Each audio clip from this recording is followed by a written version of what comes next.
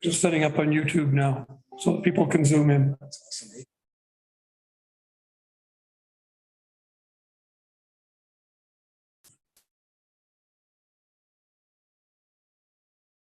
It's really been great for transparency. Yeah. That's supposed to be our camera. Okay, we're live. Yes. Very good, thank you. Welcome, everyone. Call the meeting to order. It is now 6:31. I'm going to move her and a seconder to adopt the agenda, please. So, The draft agenda presented to the committee and dated February 15th, 2023 be hereby adopted as circulated. all in favor? Accepting the minutes of the previous meeting, minutes from the meetings. I'm gonna John. Seconder. Thank you. All in favor? Any business arising from minutes? Seeing none. If anyone has a disclosure of pecuniary interest, normally at a council meeting we can declare now, or if you find that during the meeting, if you find that it is a conflict of interest, you can declare that. Chair's comments. This is a public meeting to hear comments and questions from any members of the public regarding the planning applications as outlined in the agenda. As required under the Ontario Planning Act, this is a statutory public meeting being held by the Planning Advisory Committee prior to making a recommendation to council for approval or refusal of the proposed application. The Planning Advisory Committee reviews all comments and submissions received prior to this evening's meeting, as well as those comments received during the course of tonight's meeting. No decisions have been made on any application before the committee tonight, and all presented information will be taken into consideration if and when a final recommendation is made. The Planning Advisory Committee is made up of 5 citizen appointees from the municipality, along with 2 members of council. And the members are as follows, starting on my right. I'm Carrie Hanselman. I'm deputy clerk for the municipality. I'm Bill Polk. Steve Austin. Tara Michaville. Lauren Roy Akers. John Simmons. Greg Curtin, also with the municipality. And I'm Terry Kelly. I'm council, and Lauren is on council as well. Welcome to the meeting. If any person in attendance would like to be notified of future decisions or correspondence with regards to an item on tonight's agenda, please record your name and contact information on the sheet at the side of the room. Any problems with it, just ask for Carrie, okay? The format that we will follow this evening is as follows. We'll call up the applicant or their agent to outline the request. Committee members may then ask questions. Staff will provide an overview of any comments received on the application. The committee will hear from members of the public that wish to make a submission. The applicant/agent may provide follow-up information and answer questions. The committee members will put forward a recommendation. We'd ask that all comments please be respectful and related directly to planning matters relevant to the application. Thank you. Is there an applicant present? Would you please? Can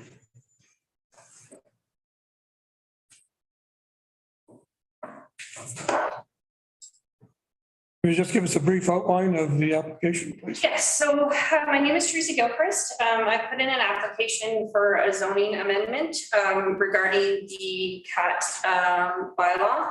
As it states right now in East Ferris, we are allowed 5 cats per household. In the interest of the rezoning bylaw, I am on pursuit to open what is considered a feral cat rescue.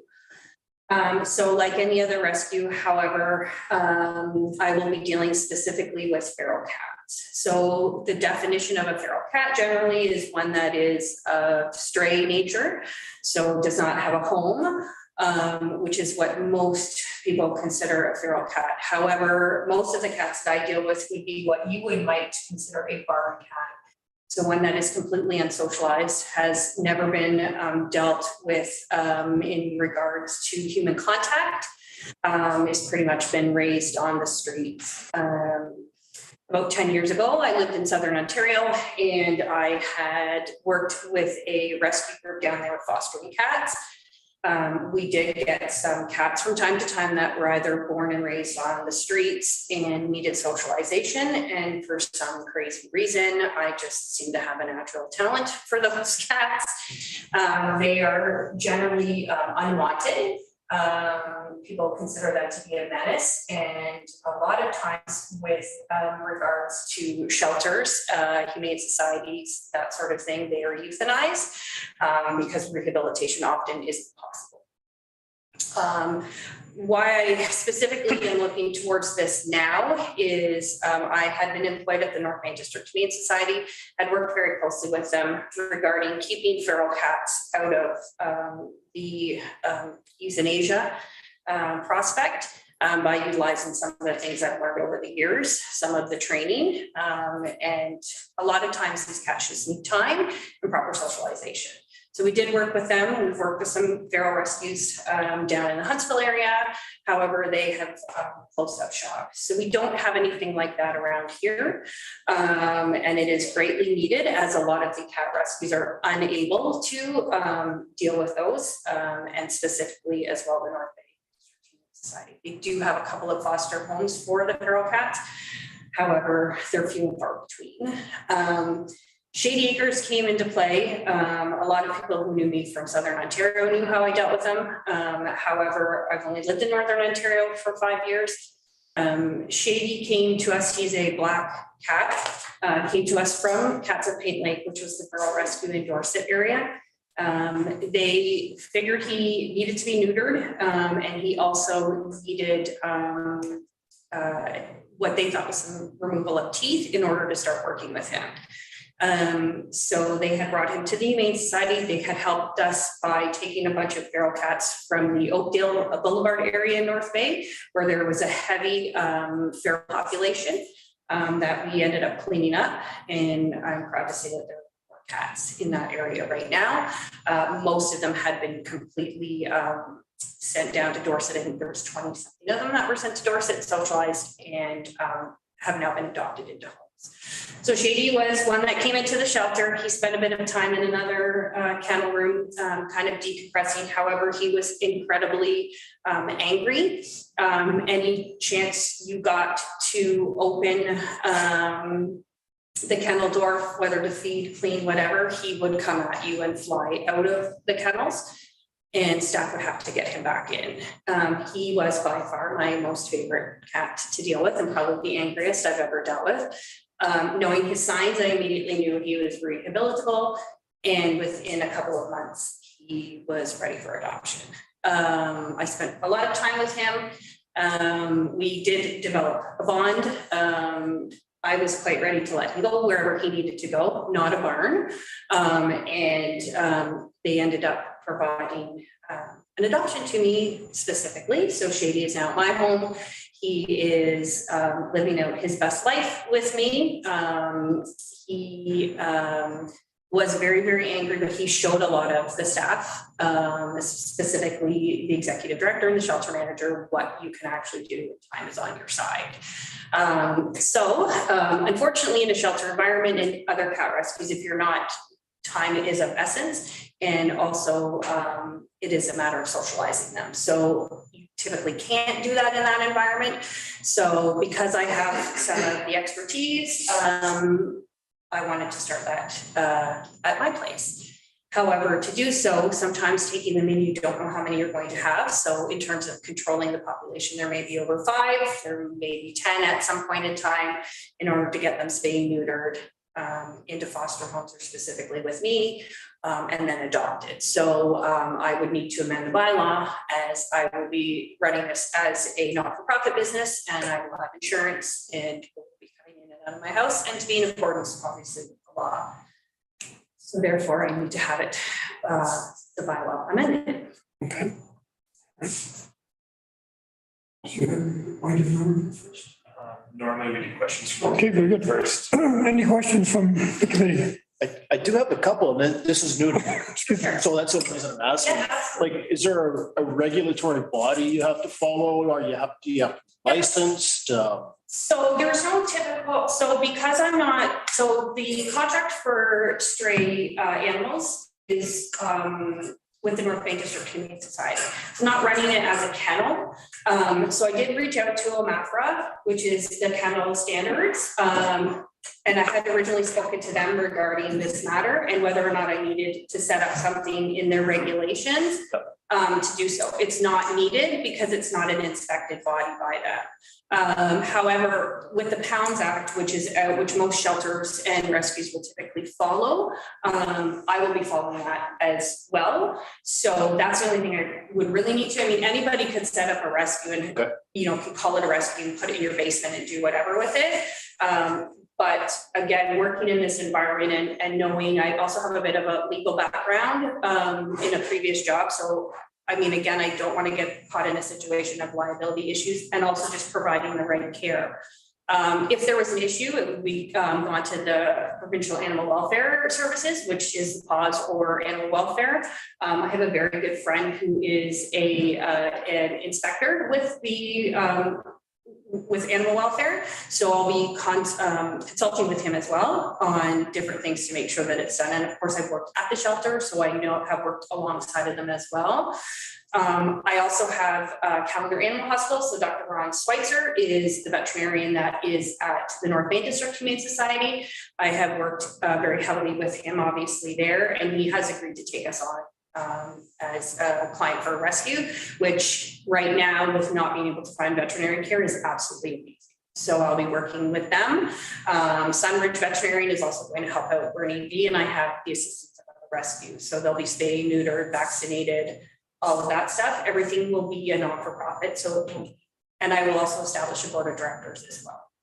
So how would you financially, would it be through donation? Yeah, so donation. So originally we were discussing like a GoFundMe. I am not overly technical when it comes to run.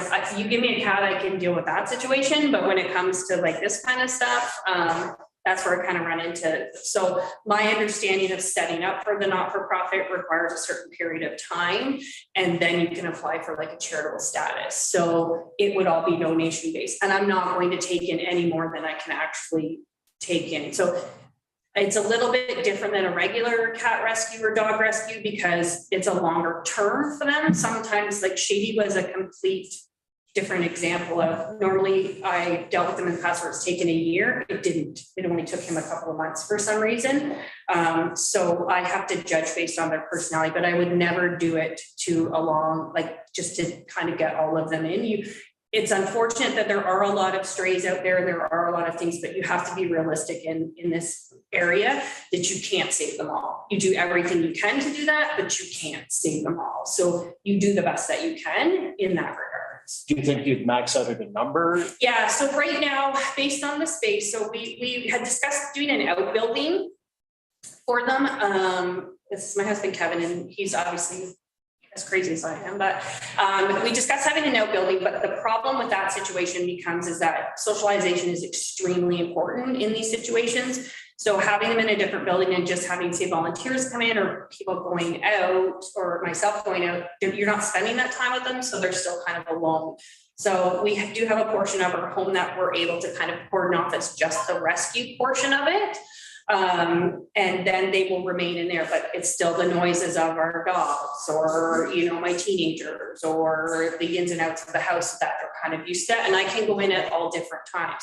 I have in the past when I dealt with them in Grimsby. I mean, like I would lay couch cushions on the floor and sleep in there at night. So they would get used to me moving around, right? So it's those kind of tricks and trades. And I'm not trying to monopolize it. No, go ahead. One more question, I guess, like as far as the closeness of neighbors, are they directly beside you? Is there space? So there is space. They are not free roaming. I will tell you that right now. No cat should ever be free roaming, in my opinion. It takes years off their life and they're constantly in fight or flight. And with the amount of wild animals that we have around here, that's why we don't see a lot of them specifically in this area. Because of that reason. So they're all indoors. So it wouldn't impact any of our neighbors close by. I know you had driven by us, so you kind of have an idea property wise, and you probably have an idea as well house wise. These are our neighbors here across the street from us. So again, it's also they could probably answer those questions after, but they're not, in terms of traffic and we're set back enough and we have a large enough property that it's not going to affect them in any way, so. I've had tremendous support from them. I have letters from them and already donations of blankets and towels and stuff from some of them, so. Good. Yes. they've been very- Awesome. Thank you. Anybody else have a question? I'm fine. Could you give an overview, please? Sure. So for this file, we only received one piece of correspondence. So we got a letter from the MTO basically indicating that this is outside of their permit control area. So they provided no comment. With regards to my report, so basically, as the applicant indicated, the issue here was that our animal control bylaw limits the number of cats that can be held on any one property at a time. The intention there is more for personal use, and that's why the limitations are there. So what the applicant is looking to do is to rezone the property to permit a cat rescue, as obviously discussed. What we decided to do, we could have went commercial zoning with it, but we elected to go with a rural zoning, but a special zoning and add a permitted use. The main reason why I thought that approach made more sense was because this isn't really a traditional commercial business. It's contained fully within their residential home, which is more so the primary use on the property. And it's not the type of operation that has like significant traffic. It's not like it has no type of storefront or drop-in kind of like commercial space where you see traffic or people moving in and out. So by just adding a permitted use, we were able to define what a cat rescue would be. And in the draft bylaw that was included as part of your package, that definition is included. So it basically stipulates that the use has to be entirely located indoors. We did draft the bylaw to include the possibility of expanding into an accessory structure if they did choose to expand in the future. But again, all cats have to be enclosed within one of those two buildings. Speaking more broadly, when we're looking at a zoning bylaw amendment, we'll usually primarily look at a few things. It'll be conformity with provincial policy statement and conformity with our official plan primarily. Something that's such a kind of niche activity like a cat rescue, unsurprisingly, isn't specifically mentioned in any of our planning documents. So we kind of have to look more broadly at what type of uses and what type of general development trends we're looking for in the rural area. And when you look at provincial policy statement policies, sorry, excuse me.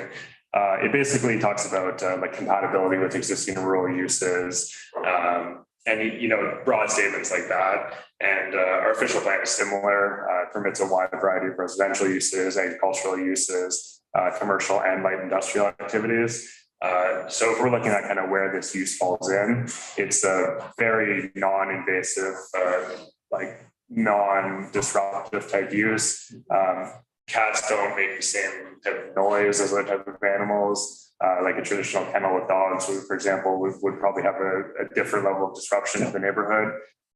So when you kind of factor all those things in, I think that the use is generally consistent with the type of uses that would be compatible with a predominantly residential rural area. So for that reason, we recommended approval of the application. Okay. No, just go around the table. Sure. Okay. Lauren, do you have any objections or you're in agreement? John? No? No concerns. Okay, you're good. I'm in agreement. Okay. So am I. So normally the process would be someone would table a motion. Okay. And Can I have a mover and seconder, please? Nope. Tara? Thank you. Whereas the landowners of the lands described as concession 9 part lot 12, REM PCL 1945, WF, what is locally known as Living Road, have applied for a zoning bylaw amendment to rezone the property from rural to rural special in order to permit a cat rescue use. And whereas the application is consistent with the provincial policy statement 2020, and whereas the application is in conformity with the policies contained within the official plan for the municipality, therefore be it resolved that the application for a zoning bylaw amendment be recommended for approval. All in favor? Very good. We go from here. Now just. Yeah, we continue on with the Okay. agenda. So, I can give a quick overview. One of the things that we used to do in the last term was provide just a direction to the applicant on next steps. Okay. If you're looking for the next steps, I think you'd contact Greg Curtin at the office. That's Yeah, the agreement. this is our first meeting in this new term, so we're working through the. You've done very well. And we're on the Jumbotron, so guess what? Yeah. But yeah, so the next steps, so with this committee is an advisory committee to council. So the resolution that was just passed was a resolution recommending support of the application to council. So this recommendation will go on February 28th to the next council meeting. And then council will make the final decision on the application. And if passed, then they'll pass the bylaw and send you documentation with appeal timelines and everything else. Okay, thanks for coming. Thank you for your delegation.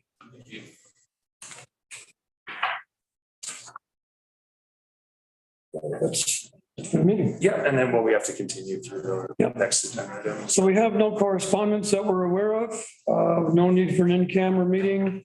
And I need a mover and a second for adjournment, please. Steve and The Planning Advisory Committee meeting adjourned at 6:52 PM. all in favor? Thank you. Next meeting starts at 7 o'clock and it's 6:52 right now. Thank you.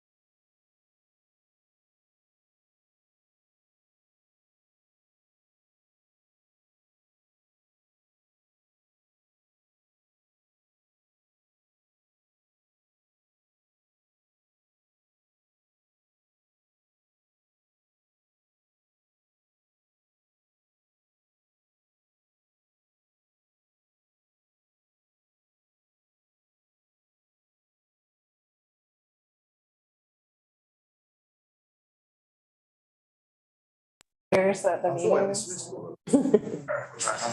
Okay, I'll call the meeting to order and welcome everyone tonight. We'll have a mover and a second for the adoption of the agenda, please.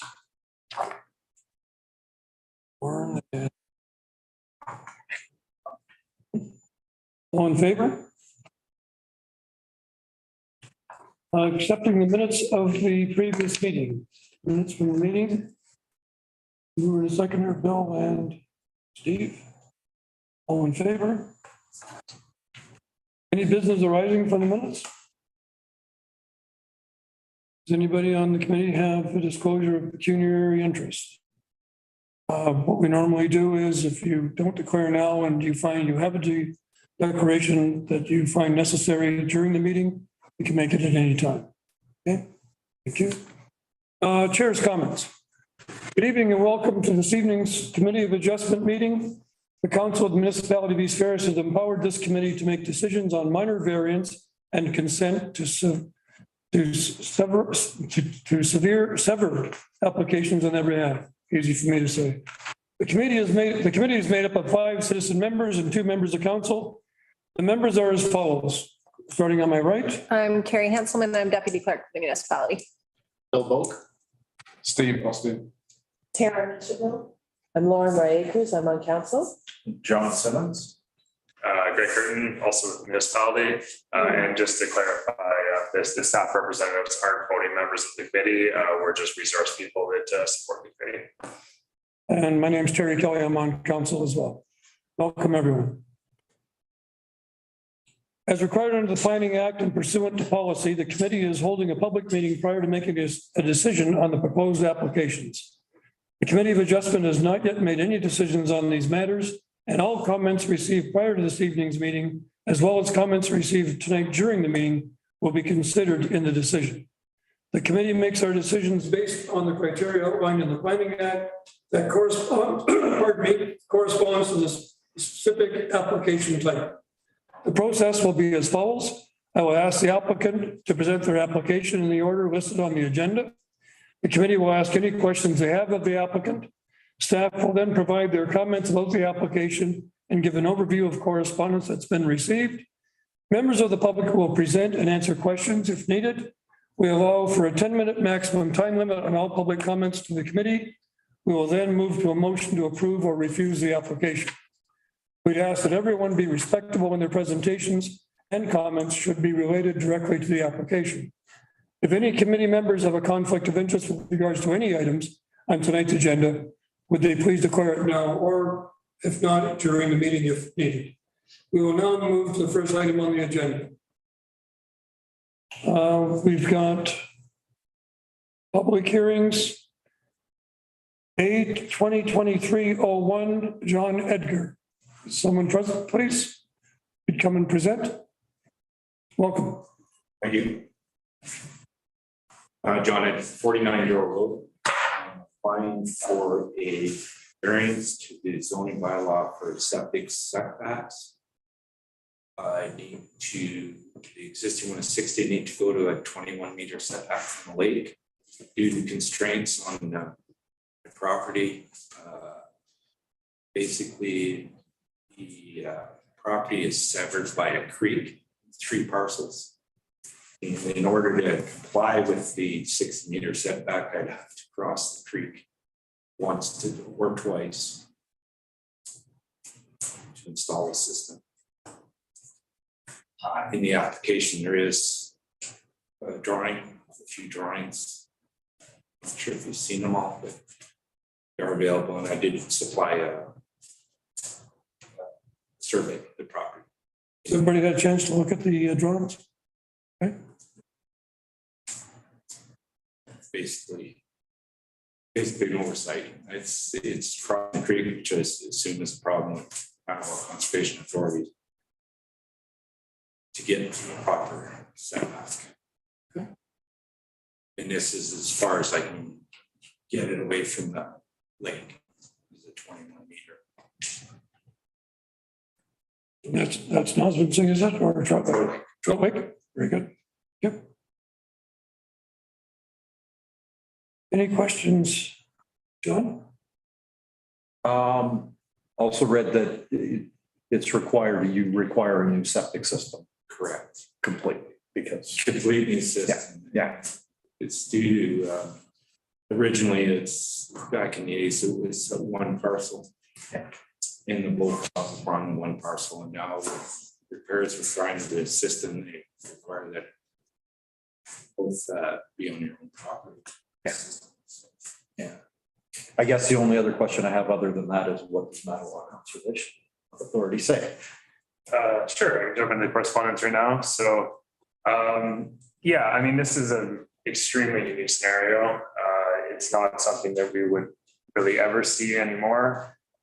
It's not permitted and hasn't been for decades to share septic systems between two properties. So, as the applicant mentioned, historically, there were two lots or two homes rather on one lot, and then a severance was permitted.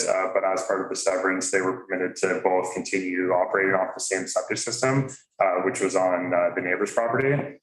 So now we're at a situation where the septic system is approaching failure and its replacement, but the Conservation Authority is unable to issue a permit for them to share still. But they're also unable to issue a permit for a septic system on Mr. Edgar's lot because it doesn't meet the setbacks in our bylaw. They're also not able to issue a permit for a holding tank because they don't do that for residential uses. So basically we get to the situation where what do we do? Because he's about to be left with no services. Yeah, so there were really kind of two options. And this is something that we worked through with the Conservation Authority during like a lengthy pre-consultation phase. Basically, he could apply for minor variance to reduce the setback, which is ultimately obviously what happened. Or he could install a septic system near Durrell Road on the westerly side of his property. The issue with that is that in order to do that, they would have to dig up the creek that flows into Trail Lake in numerous spots. So then you start looking at your policies and why do we have setbacks for septic systems from the lake? The primary reason is environmental protection because you don't want nutrient leaching, you don't want disruption of the environment, you don't want any of these kind of negative outcomes. 21 meters at face value, it obviously looks significant. It's a third of the setback that's required. But then you look at the Conservation Authority's comments where they're recommending like a tertiary treatment system. You look at kind of the location, the quality of the sand, the general kind of vegetation along the shoreline. You start seeing, okay, leaching of nutrients is probably not going to be a significant issue. And then what's the alternative? Are we really going to go in and dig up a creek in multiple spots? Like if our goal is kind of environmental protection, that kind of seems counterintuitive. So that's where you start looking at judging a minor variance. So the test as to whether it's minor, and we know that we primarily look at impact when we look at that test. And that's really kind of where it turns for me. And I think that it is an appropriate application. Because we're achieving our broader goals while having the least amount of impact on the surrounding area. And the Conservation Authority's comments coming back to them basically said a similar thing to the stance that I took. They acknowledged the history of the property and the kind of unique scenario. And that this is really the only spot that a septic system could be installed without disrupting the creek that's adjacent. So the Conservation Authority has a 15-meter minimum for new septic installations for emergency situations, which is classified as. So they are exceeding the minimum that they are allowed to issue a permit for. And similarly, our official plan allows us to issue or allows us to support development in this range of setback in emergency situations as well. So really the main part from the Conservation Authority is that they they recommend that a treatment system be utilized, an additional like tertiary treatment system. So the Conservation Authority supports the application with the caveat that they would like to see a condition that a non-standard advanced system be installed. So I keep hearing it's an emergency situation and it's about to fail. So if it's about to fail, does that mean that it's currently leaking out of the ground, running on the ground, potentially into the lake now at this point? It needed a minor repair, but it's, the existing system is 35 a bit, so it's 35 years old, so it's at the end of its life. Any other questions? Ready? That's it? That was your overview. Thank you very much. Yeah, Anything else you want to add? I basically covered my correspondence. The only other thing that I would add is that we did also receive another comment from the Ministry of Transportation, again, saying that this is outside of their perimeter area. So, Okay, no comments. all right. Everybody in agreement? Everybody, okay, so mover and a seconder, please.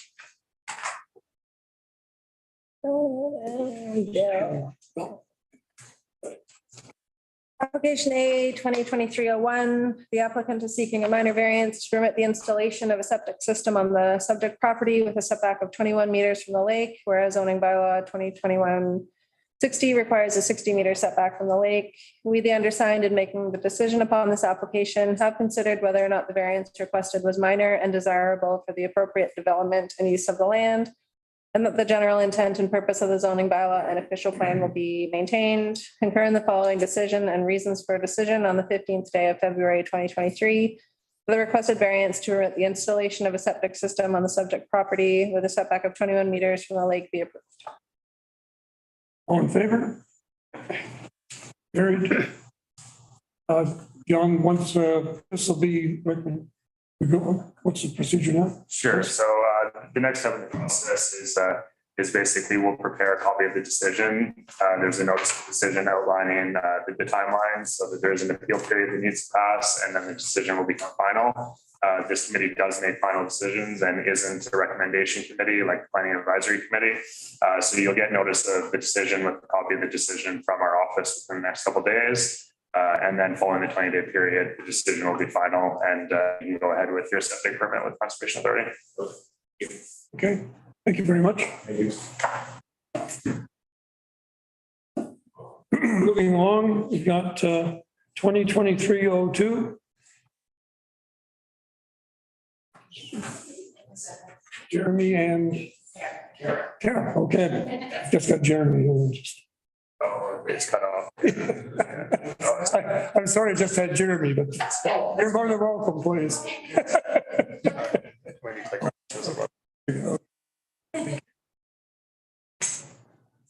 Jeremy and Kara Woods, it's your delegation. Welcome. So we're just here just applying for a variance for the property we bought a few years back. We've been, address is 176 Waukegan Road. Good, thank you. So procedure.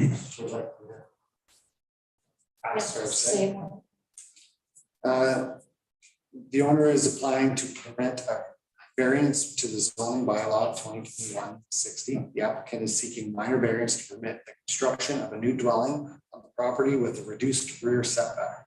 The applicant is seeking a reduction in the required rear yard setback to 21.21 meters, whereas the zoning bylaw 2021-60 requires a 30-meter rear yard setback.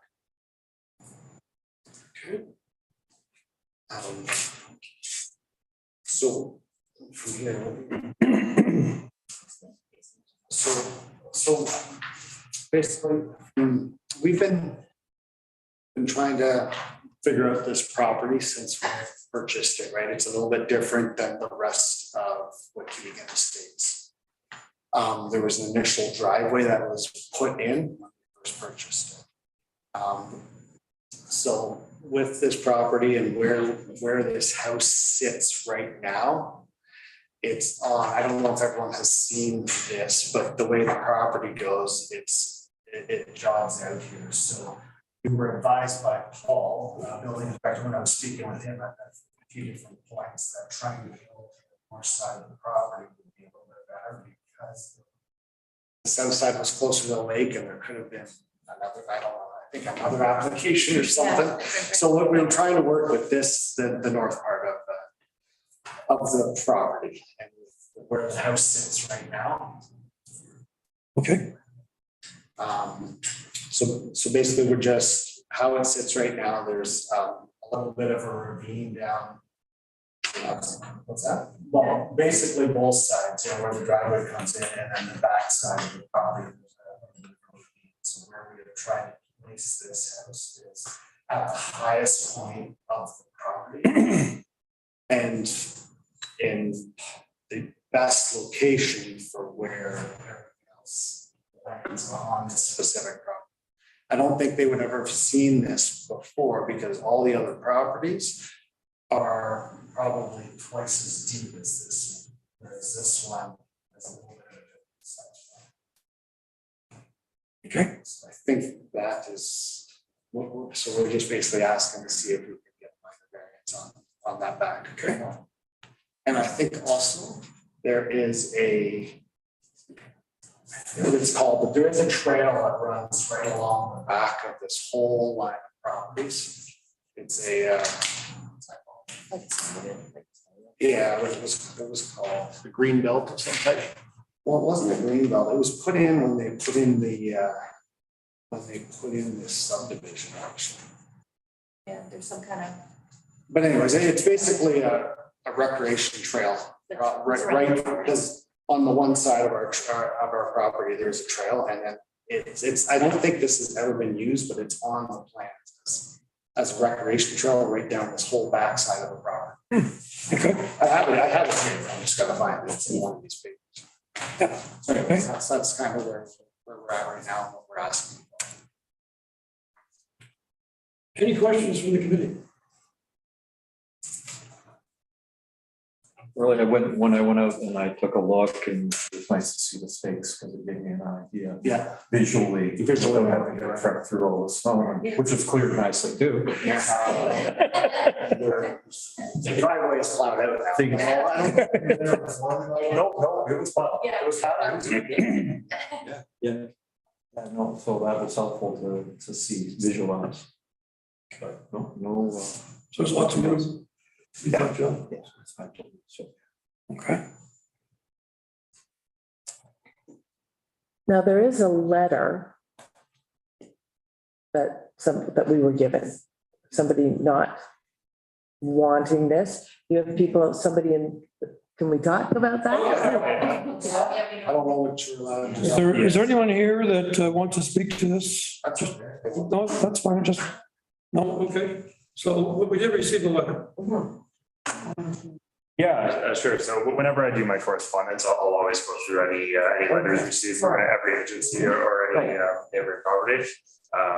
But no, it's okay. I mean, we're all still getting into the swing of things. It's okay. So we received two pieces of correspondence on this file. One from the MTO stating that it's outside of their permit area. And a second, a letter of objection from the property owners at 604 Quakeway Road. So they basically stated in their letter that they feel that this variance is not minor based on the numerical decrease that's being requested. So it's about 30% or so decrease, as stated in their letter. And they feel that given that 30 meters is required, 21 meters as requested is too significant. As outlined in my report, so I went over the rationale for why I recommended approval of it. Basically, the applicant kind of alluded to it in their presentation, but most of the other lots along Waukegan are a more traditional, like rectangular shape, slightly narrower frontage, more depth. So the estate residential zoning that was implemented for Waukegan requires a 30-meter rear yard setback. That's double the rear yard setback of any other residential zoning that we have in the municipality. So it is significant. That being said, it's not normally an issue for a traditional shaped lot that is deeper and narrower. But because you can see on the map that Waukegan bends towards the applicant's property right along their frontage. So because of that, this lot is wider and shallower rather than narrower and deeper. So it creates a bit of an issue with meeting that 30-meter rear yard setback. So we kind of take that into account when we're looking at it. And then again, looking at impact rather than kind of numerical change when it comes to requests. Basically, is that 21-meter setback as requested going to have any kind of negative impact on any neighboring property owner? I would say the answer is no. So there's no adjacent property owners immediately next to them on Keegan. Okay. And the letter of objection that came from the neighboring property owner, their home and their main frontage is actually on Quakeway. So if you look at where their house is located relative to the rear yard of this property, you're approaching almost 1,000 meters away. It's nearly a kilometer away. So it does seem it does seem like the impact is not there. So for those reasons, you know, I look at this and say it kind of makes sense to develop the property the way the applicant has proposed. They have their house sited kind of equally between the front and rear property line. They've chosen a location that makes sense on the lot. And I really just don't see the negative impact as suggested in the property, the neighboring property owner's letter. Okay. Seeing no further questions, can I have a mover and seconder, please? Steve? Application A 2023-02, the applicants are seeking a minor variance to permit the construction of a new dwelling on the property with a reduced rear yard setback. The applicant is seeking a reduction in the required rear yard setback to 21.21 meters, whereas zoning bylaw 2021-60 requires a 30-meter rear yard setback. We, the undersigned, in making the decision upon this application, have considered whether or not the variance requested was minor and desirable, appropriate development and use of the land. And the general intent and purpose of the zoning bylaw and official plan will be maintained. Concur in the following decision and reasons for decision on the 15th day of February 2023. The requested variance to permit the construction of a new dwelling on the property with a reduced rear yard setback of 21.21 meters be approved. All in favor? Could you go through the next steps, please? Sure. So basically the exact same thing as we explained to the last applicant. We'll be in touch with you in the next couple of days with a copy of the decision and we'll include next steps in the correspondence. Thank you. Okay, thank you for coming.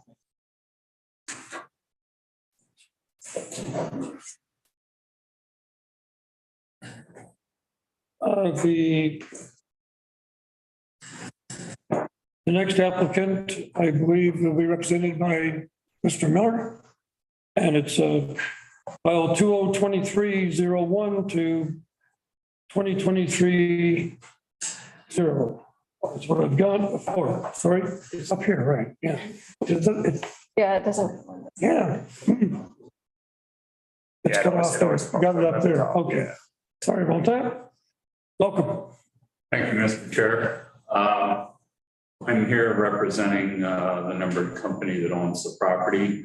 It's lot 15, concession 7. It fronts on both Bertha Road and Fargill Road. It is virtually the whole original 100-acre lot. There are 3 1-acre pieces that all came out back in the 1960s out of this property. So they weren't created by consent at that point in time.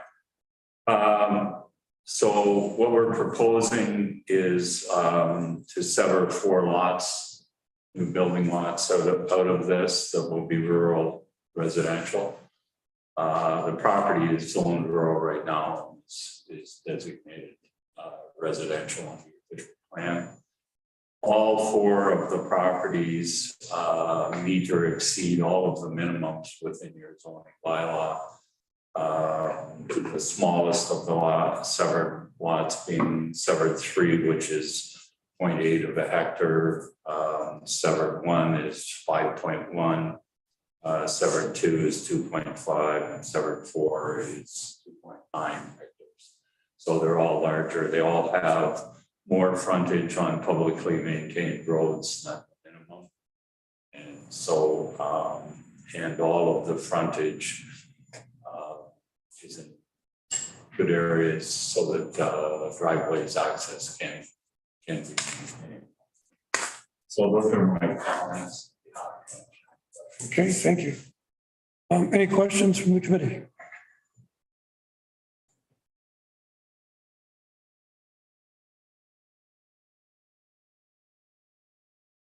Good size lots. Yeah. You have a question? No, no. Okay, just comment. Comment on that. Yes, they're good size. They are good size lots, that's for sure. Just for anyone in the public that doesn't know, the size of an acre, the size of a hectare is basically the size of a CFL football field. So we're talking a fair size property.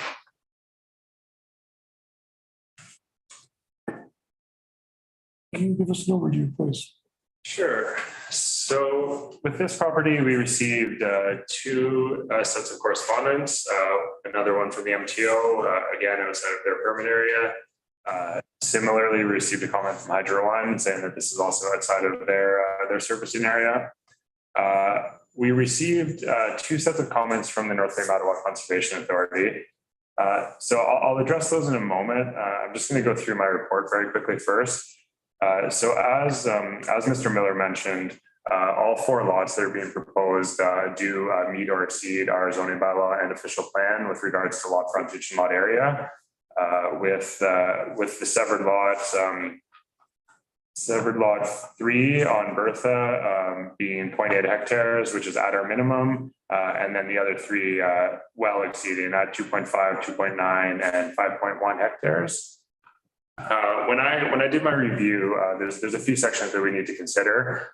So we consider the consent policies in section 9 of our official plan, as well as the policies in our zoning bylaw that speak to setbacks from streams and wetlands. So there is a water body that runs through a portion of this property. Specifically, it goes through severed section 2 and 4. I think that there is adequate room for buildings like dwellings to be constructed on these lots while maintaining the required 30-meter setback, and also meeting the zoning bylaw requirements for front yard setback and side yard setbacks. That being said, the correspondence that we received from the Conservation Authority questioned whether there would be space to install septic systems on 3 of the 4 lots. So severed 2, 3, and 4, which are the 3 lots on the southern part of the lot, or southern part of the property. So severed 2 and 4 have the stream that runs through them, and severed 3 being just at the minimum size. The comments that we received from Paula Scott basically indicated that the Conservation Authority would like to do a site visit to basically inspect the properties and confirm whether they could have a septic system adequately installed. For that reason, I would alter my recommendation to recommend deferral for 3 of the 4 lots. I would maintain my approval recommendation for severed lot 1 based on the Conservation Authority not having concerns over septic. It does appear that there is plenty of room for an installation, but any concern from the Conservation Authority would give me a bit of pause, because we don't want to be creating lots that this Conservation Authority won't be able to issue septic permits for. So for that specific reason, I do think that we should defer with regards to severed lot 2, 3, and 4. But my approval recommendation for severed lot 1 does stand, and I'd be happy to answer any questions. Okay.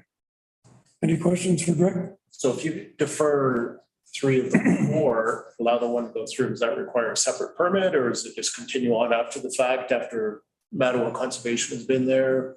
How does that impact? So the way it works, we're hearing all the applications together tonight, and we're talking about them as one. But each severance actually does have its own file number, and it is its own standalone application. So there are no issues with moving forward with one and deferring the rest. They can be dealt with separately, and certificates for the consent are issued separately. So they can operate independently of each other. I could make a further comment. Sure. With regard to, we recognize Conservation Authority's comments. I hadn't received them beforehand, but we did look at the creek and so on the property and looked at where we could build and meet all the setbacks from from the creek to meet the requirements for the septic systems. Conservation Authority and their policies, because Severed 1 is in excess of 10 acres, they don't have to do a site visit on it anyway. They just do a desktop review. All of the others being under 10 acres, their policies, they require a site visit before they approval, and they won't do the site visits in the wintertime. So, you know, Once spring hits. yeah, but we're very confident that there's no issues. We looked at that before we designed what we were doing. Okay. So I'll let you know. Yeah, the one thing I will just mention quickly for Mr. Miller, we received these comments late yesterday from the Conservation Authority, so I forwarded them to you this morning, but it's day of, it's difficult to get them right. Yeah. Does anybody from the public want to speak to this application? Thank you, Mr. Miller. Thank you. I guess, can I ask a question, like, because I'm new to this, so Sure. plans are, is that okay? Right here, sure, definitely, yeah. So when I'm looking at it, you've got, so it's a rectangle. You've got severed lot 1 up top. Yep. That is going to, and I don't know what Corbeil is that running north-south? So it's east-west, East-west. fronting on Corbeil Road. Okay. So you've got that lot, then you've got this retained lot. And what is that going to be? Is that part of this discussion? No? Yes, so just stepping back, I guess more broadly. So when an application for severance comes in, you'll have, let's just say there's one severance being requested and you have a property and someone wants to split it into. So the way the Planning Act is written and the way it works is you always have a severed piece, and then the retained land is what you're keeping after the severed piece is taken off. So the retained piece basically, like carries the characteristics of the previous piece of land, like it'll maintain like roll numbers usually, for example, like when it comes to impacts, consideration of it. But they just need to be defined this way. So you're basically creating the severed one, and then the retained is the piece that you're retaining from the original lot. So it becomes its own standalone piece of property. So it could also have a home built on it, the same way it currently could as well. So if none of these applications existed, a home could be built on this property or some other use. So each severance application represents one of the severed pieces, and then this is just the leftover. So the retained would be 29.2 hectares. Right. Yes. Okay. And is that going to be, so you've got severed lot 1, and then you've got 2, 3, 4, right? I've got that right. And then this 10 acres will be developed later, or is there discussion about that? Like what will happen with that property, or? There's been no discussion. We've received no applications for anything besides what's in front of the committee today. Okay. From the public, anybody that wants to, sorry, Steve. The Conservation Authority, does it make any difference whether they do this now or at time of build? So let's say you're putting a build on there, they're still going to have to approve the septic system there. So what's the difference between waiting and doing it now? Yeah, that's a good question. So the reason why you would want to consider it now is because you don't want to create a lot that can't be developed. And if you create a lot that can't have a septic system installed on it, then you're essentially creating a lot that's unsuitable for development. So that's why you would want to consider it now. That being said, there are other ways to address this. So one thing that we have done in the past is we've done conditional approvals for lot creation. As you all know, there's a series of conditions that get applied to severances. So one of the requirements for an applicant to actually create a lot is to satisfy all of their conditions. And those are things like paying their parkland dedication under the Planning Act, We check if their taxes are up to date. They need to provide us with the survey information. They need to provide us with legal transfer documents that are outlining the transfer. So we're allowed to modify those list of conditions. And one thing we have done in the past is made a condition that the Conservation Authority had to sign off based on a site visit. Basically, what that achieves is it's kind of streamlines the process because it doesn't require the applicant to come back to the committee. It basically just says that we endorse this in principle, and then we put a condition saying the Conservation Authority has to sign off. And then if they don't, then the lot doesn't get created because those conditions don't get satisfied. So we do have the, I guess, like comfort of knowing that the lot won't be created if it's unsuitable because the septic system can't be installed because the Conservation Authority won't sign off. So we could defer, but if the committee is comfortable that based on the lot size and based on the fact that it does appear that the setbacks can be met, we could also proceed with the conditional approval. We actually did that on a property basically on the other side of the road, just north of here, the one owned by Michelle Champagne that came before the committee in early 2022, I believe it was. So that was approved conditionally based on a site inspection by the Conservation Authority. So it is a way that we could treat it so that the applicant didn't have to return. In a community with, pardon me, in a community with a short building time, it's advantageous. One is that the applicant doesn't have to come back. If the Conservation Authority turned it down, it's unsuitable. It's no one's fault. But if they all of a sudden we get a major thaw coming, maybe an early spring, it's advantageous because they don't have to wait then to come back and go through, and basically it's a stamp because it's been approved in principle but it's up to the committee how they feel. How do you feel, John? Oh, yeah, definitely it was in my mind to. Okay, you've been down the road before, yes. Condition. Yeah, Lauren, you're comfortable with it? Sure. Okay.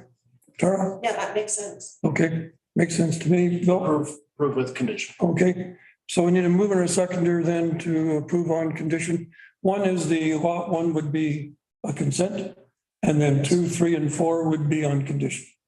Is that, So they will all have conditions. okay? Yeah, That's fine. it's just They'd be all conditions. effectively so all severances are conditional because there's a number of things that we absolutely require to make it happen. Mr. Miller, you comfortable with that? Yes, very much so. Very good. Okay, so I'm moving a seconder, please.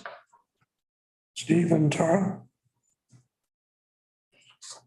Applications B 2023-01 through B 2023-04. The applicant is requesting consent to sever from the Committee of Adjustment for the purpose of creating 4 new lots for residential purposes. We, the undersigned, in making the decision upon this application, have considered whether or not the requested consent is in conformity with the policies laid out in the East Ferris official plan and consistent with the requirements of Section 51, subsection 24 of the Planning Act. Concur in the following decision and reasons for decision on the 15th day of February 2023, that the requested consent to create 4 new lots be approved, conditional upon the following for each application. The confirmation is provided that all taxes are paid up to date, that a plan of survey is prepared and filed with the municipality, that a plan of survey be sent electronically to the municipality of East Ferris Director of Community Services. The applicant pays $250 in finalization fees per consent application prior to the transfer of the parcel of land. The applicant is required to pay $1,000 per consent application to the municipality of East Ferris for the parkland dedication fee. That the transfer of land is submitted to the Secretary Treasurer for the issuance of the certificate of consent.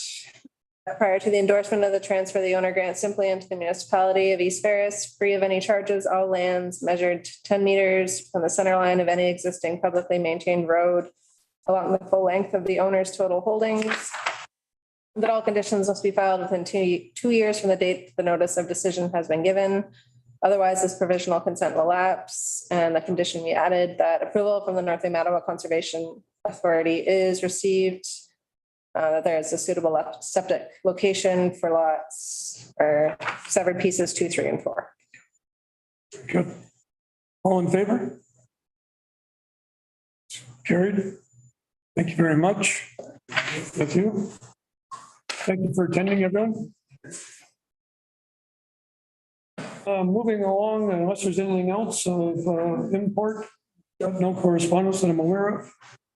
No in-camera needed. And move for adjournment. We have a mover and a seconder, please. John? Warren? The Committee of Adjustment meeting adjourned at 7:40 PM. Okay, all in favor? Thank you very much for attending.